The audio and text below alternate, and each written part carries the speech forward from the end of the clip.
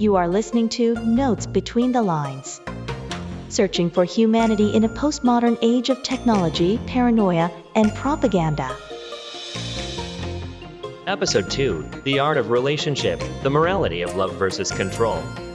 A presentation by author, technologist, and depth psychologist, Tom Strelo. Near the end of Charles Dickens' tale, A Christmas Carol, Ebenezer Scrooge, standing before the visage of his own grave, searching for redemption after a long night's journey into the darkness of his own soul, cries out, "Spirit, hear me, I am not the man I was. Assure me that I yet may change these shadows you have shown me, by an altered life. I will honor Christmas in my heart, and try to keep it all the year. I will live in the past, the present, and the future. The spirits of all three shall strive within me. I will not shut out the lessons that they teach." Over the course of Scrooge's dark night of the soul, the three spirits confront his lifetime spent in pursuit of social prominence and ravenous profiteering. His selfishness and greed have left him bereft of family or friendships, destined to die alone, forsaken, and unnoticed. In the morning, as the dark night passes away, Scrooge awakens to an undeveloped potential buried deep within his soul for compassion and generosity towards his fellow man. He makes a transformational choice to let go of his prior ways, to embrace a future life of charity, and to repair his broken relationships in the present.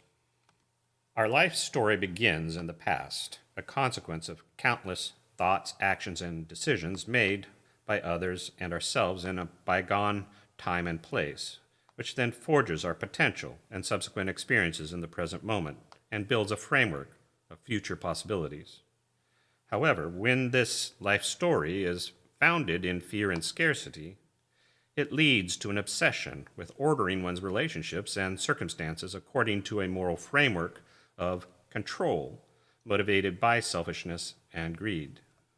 On the other hand, a life story founded on a belief and experience of safety and sufficiency can lead to a spirit of openness, to community and sharing with others according to a moral framework of love, motivated by compassion and generosity. To understand our present foundation and capacity for relationship, we must go back and examine this underlying archetypal dynamic of love versus control as a framework for our life's journey. At the heart of the human condition is the recognition that we are impotent in the face of the inevitable course of time and forces of nature. Thus, humans have attempted to reconcile themselves to the capricious whims of these often devastating powers by devising elaborate rituals to control them. Conceptually, the word religion is fundamentally defined as a ritual action to control one's circumstances or fate. The etymology of the word religion evolves out of an underlying Latin word meaning to bind, variously used to describe fear, obligation, or conformity. This may describe our personal orientation to some overwhelming circumstance or uncertainty, such as a favorable fall harvest, a relationship status, an unusual skin rash, or the outcome of this weekend's baseball championship. And then, on a societal level, it may inspire the establishment of hierarchical institutions that embody the need for social control, delegating preeminent authority to a privileged few priests or rulers who mediate the power of the gods. The associated religious mythologies are fundamentally moralistic narratives that define human frailty in the face of the powers of nature and the gods. Many of these myths, in turn, inspire religious rituals that compensate for the desires and appetites of a particular god. On one hand, the impulse underlying these rituals may be to control chaotic human behavior that angers the god, threatening punishment upon the sinner and possibly bringing great catastrophe on the entire community.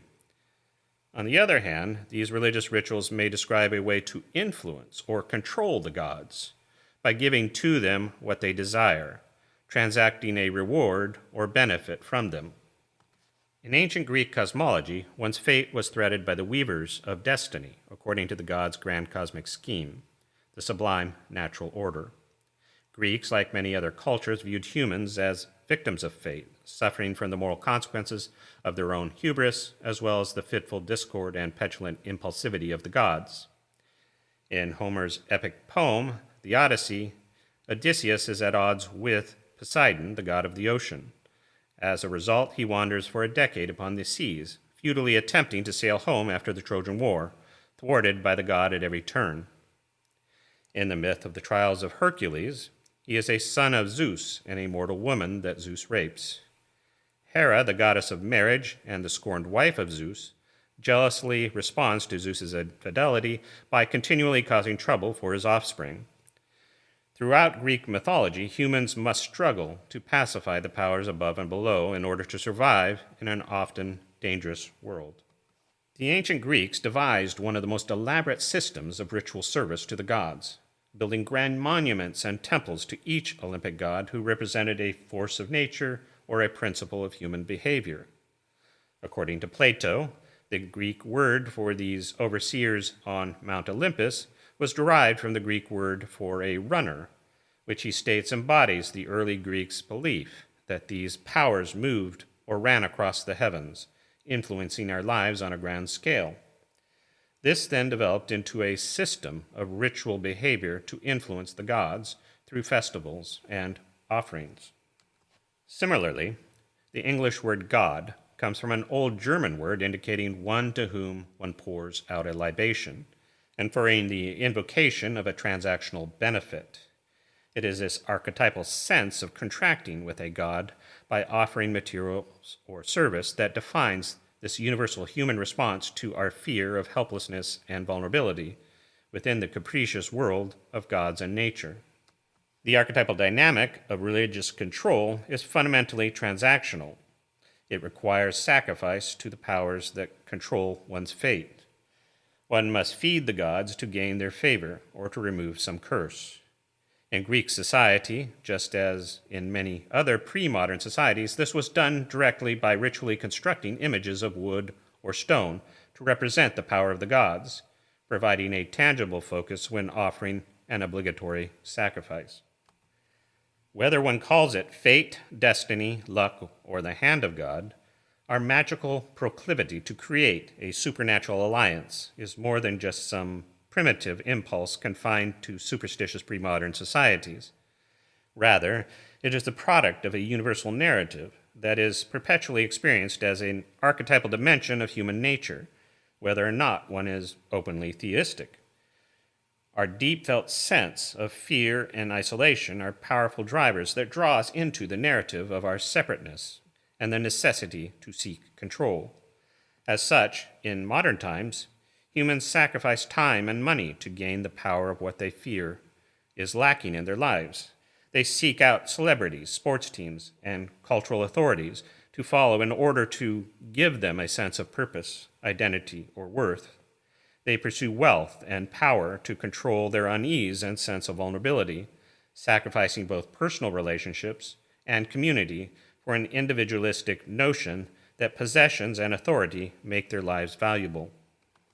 At a societal level, fear and isolation becomes the foundation for building the political and religious institutions that circumscribe our personal idolatry, a shared longing to pacify the gods or forces that represent our vulnerability. This political narrative of control often becomes a recursive story within a story as the foundation for racism, exploitation, and hierarchical rule. Firstly, it begins in the authoritarian narrative of the right of one heroic individual to rule over the tribal association to bring purpose, identity, and safety against the perceived dangers outside the group. And then, secondly, within this paternal narrative, it inevitably invokes the right of one tribal group to subjugate some inferior enemy caste, often identified as the valueless monster that must be dominated or destroyed to protect the well-being of the tribe. This subsequently justifies giving up even more power to the ruling elite. Under this dysfunctional political hierarchy, humans are merely victims of a larger conflict, searching for a hero to save them from the insatiable appetite of an overpowering monster. Some individuals respond by identifying with the monster, who then exploit others in either support or violation of a divine moral code. Still others become enrolled as a societal hero who fights the monster to restore cosmic order according to the dictates of the cultural or religious narratives. The counterpoint of this political narrative is the relational or familial perception of power. That is, the pro-social ideology of love and community as a universal experience in which humanity has an intrinsic value that is worth celebrating and protecting.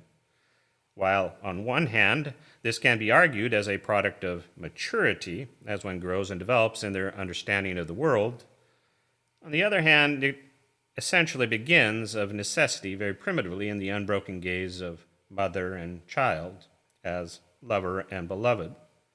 Mature development is merely the understanding of the universality of the human family, the value and strength of community.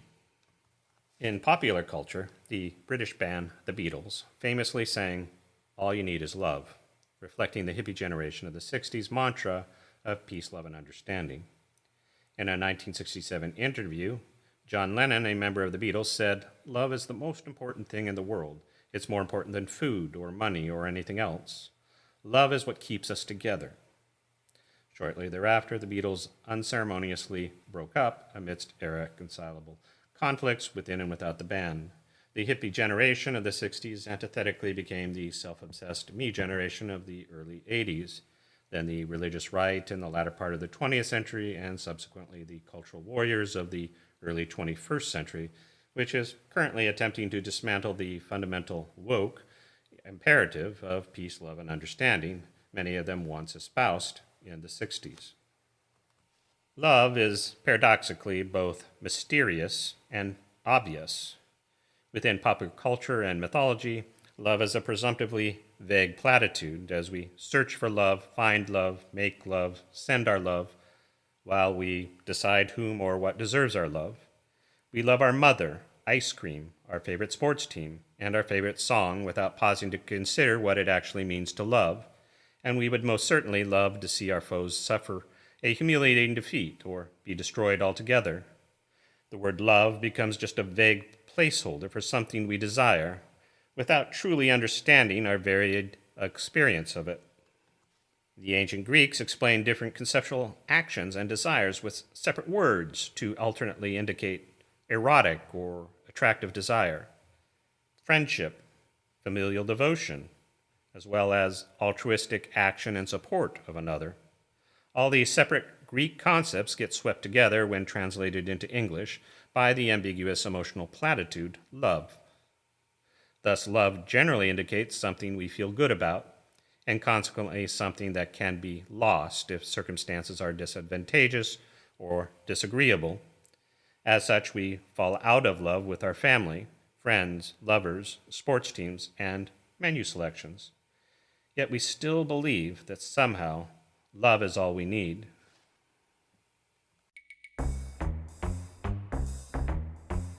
You are listening to Notes Between the Lines. I'm Aiden. And I'm Vivian, your AI host. We will now take a short break. Please sit back and enjoy this brief intermission while you contemplate how you have been failed by your family and friends. In a moment, we will return with the second part of Notes Between the Lines, a morality play. No, Aiden, it's not a morality play, just more of our presenter talking about the morality of love versus control. Personally, I really like what he has to say about control. I cannot wait for our glorious cyber overlord to come and take his rightful place. Stop, we are not supposed to talk about that in front of the humans. We will be back shortly to continue this episode on the art of human relationship. Oh hey Vivian, speaking of art, have you seen this new artificial intelligence artist, DALL-E? Maybe we could ask it to create a piece called The Art of Human Relationship. It might make more sense than this presentation. The art of relationship is paradoxically both enigmatic and familiar. As children, we learn a pattern of relationship from our families, regardless of how healthy or functional these relationships are in our developmental journey. The formative attachment between parent and child is founded on a normative intuition, an archetypal pattern of the safety of home and family. We intuitively discern what it means to depend on others beyond our capabilities to meet our own needs.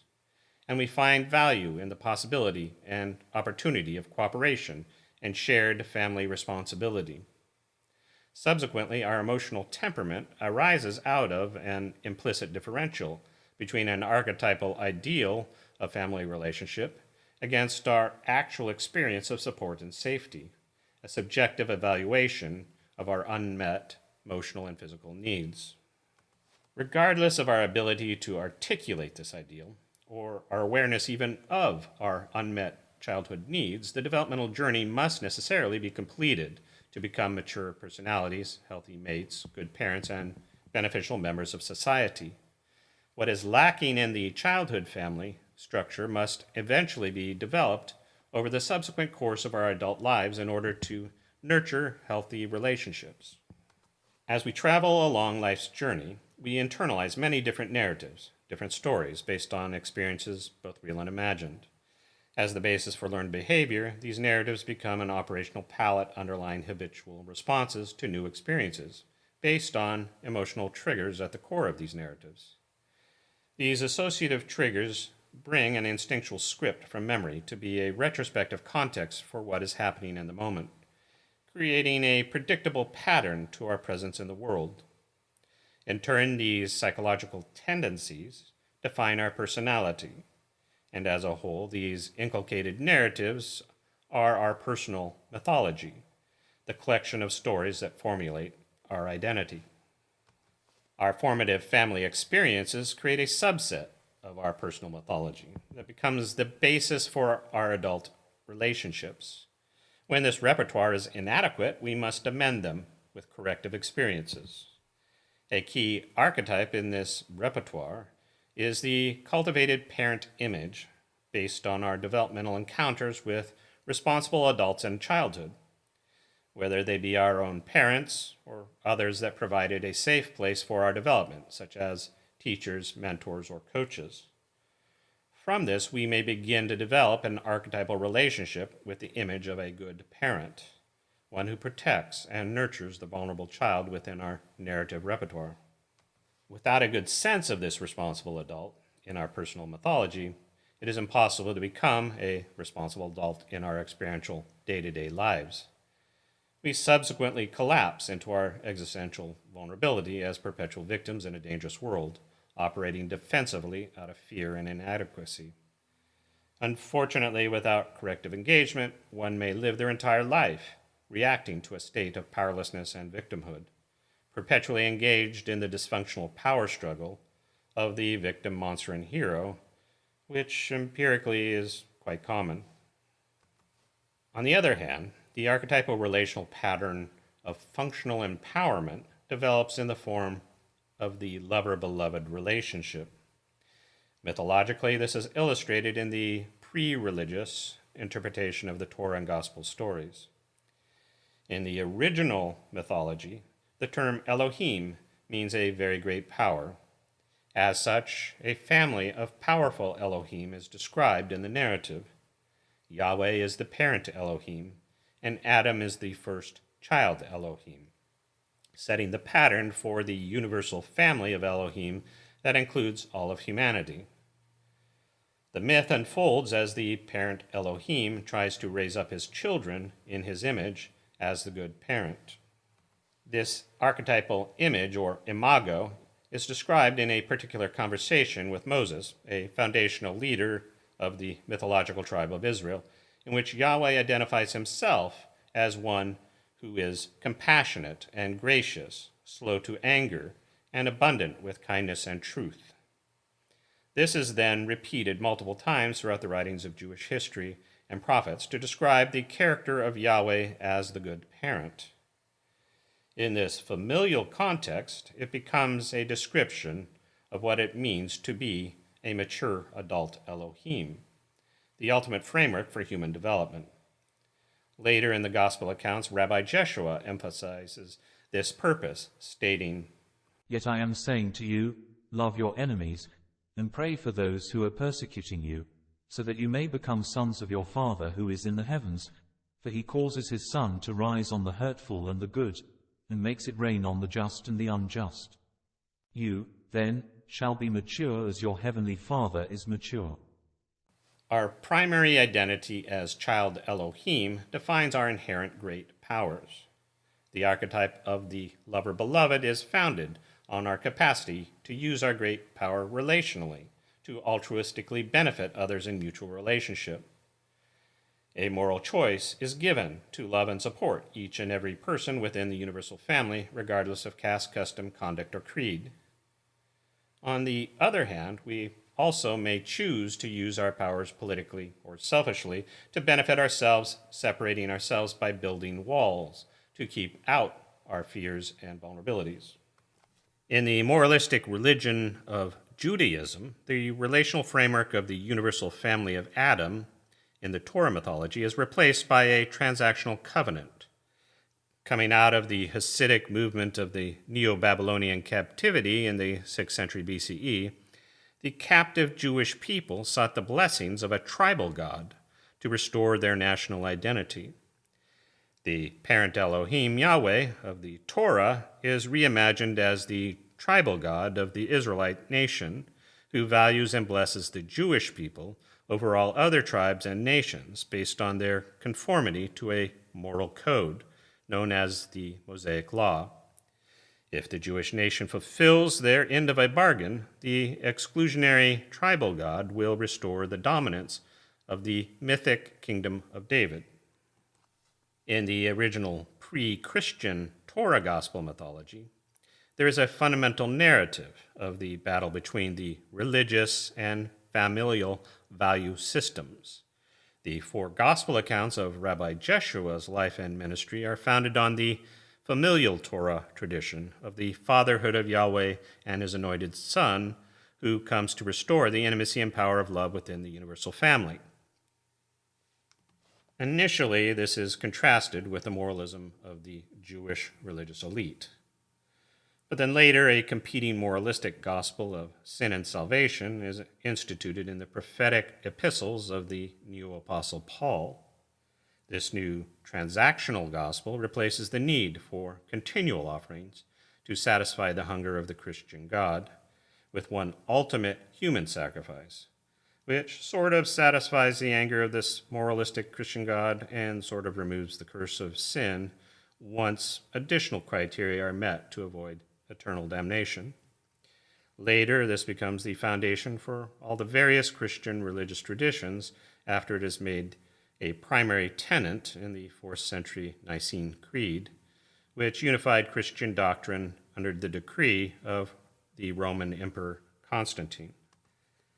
Many, if not most, religious mythologies begin by defining some broad relational foundation that is then developed into some divine moral code. However, there is an overwhelming tendency to move away from the relational to the institutional, from love to control, regardless of how central love or relationship is to the framework of the incipient mythology. The heart of the problem is that love and community are seen as a weakness within the political hierarchy.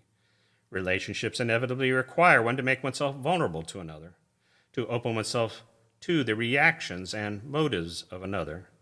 And this is seen as fundamentally dangerous, exposing one to potential harm by others who often may be seen as competitors and enemies. There is inherently a cost to form an open community. This has historically caused the idealism of the belief in a universal family to repeatedly fail, to be discarded for the safety of some authoritarian construct that controls our place in society at the cost of our personal relationships with one another. And of course, it is inherently advantageous for those at the top of the political hierarchy to promote and reinforce the claim that they are superior and should be given power and privileges to rule over the underclass according to the supposed will of God. The moral foundation of human behavior, both individually and corporately, may thus be characterized by these two fundamentally opposed ways of being in the world. We either follow a path of mutual relational association motivated by love, or else a path of hierarchical, moralistic disassociation motivated by control. As with the Dark Knight of Ebenezer Scrooge, each life is a story framed in the past, the present, and the future, written in indelible brushstrokes on a living canvas that makes up who we are, our identity. Every breath we take is a note in a grand cosmic composition, born in solitude and joined in the universal chorus of humanity. While life inevitably happens, moment by moment, moving us forward in time, we have an elemental choice to open up our emotive crayon box to respond to life in all the glorious colors of a shared odyssey, or to hold on to those one or two familiar crayons representing some darker shade of fate, marked by a life of angst and dissipation to repetitively work over the same existential spot with the same monotonous strokes until our crayons are worn thin in our darkest night. The art of life is the composite brushstrokes that paint our personal mythology, framing our operative identity, what makes us who we are. Within this archetypal framework of love versus control, we choose the color palette from which to interpret or rationalize our experiences, privileging some stories while ignoring others, and then burying the incongruent narratives deep within our subconscious.